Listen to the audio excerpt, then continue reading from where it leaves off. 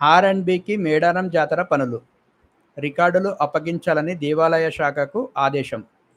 ఈనాడు హైదరాబాద్. మేడారం జాతర పనులను రోడ్ల భవనాల శాఖకు అప్పగిస్తూ ప్రభుత్వం నిర్ణయం తీసుకుంది.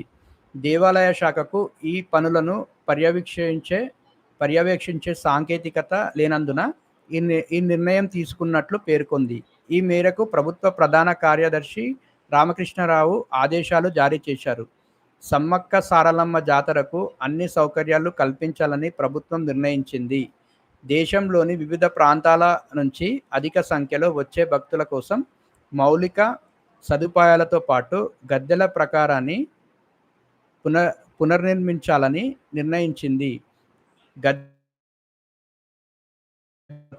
రూపాయి 101 కోట్లతో చేపట్టేందుకు గత నెల 24న రెవెన్యూ అంటే దేవాదాయ శాఖ ఉత్తర్వులు జారీ చేసింది. వీటితో పాటు రోడ్ల పనులు కూడా చేపట్టింది. తర్వాత రోడ్లు భవనాల శాఖ ఇంజనీర్ ఇన్ చీఫ్ చైర్మన్గా సాంకేతిక కమిటీని నియమించింది. టెండర్లను ఆహ్వానించి ఈ నెల 10వ తేదీన స్వీకరించింది. ఇప్పటి వరకు ఈ పనుల బాధ్యత దేవాదాయ శాఖకే ఉన్న పనుల స్వభావం, సాంకేతిక అంశాలు, నాణ్యత నిర్ణీత వ్యవధిలోగా పూర్తి చేయడం, వీటితో పాటు ఇతర మౌలిక సదుపాయాలు, రోడ్ల నిర్మాణం అన్నింటినీ పరిగణలోకి తీసుకొని మొత్తం పనులను రోడ్ల భవనాల శాఖకు అప్పగిస్తూ నిర్ణయం తీసుకుంది. ప్రస్తుతం ఉన్న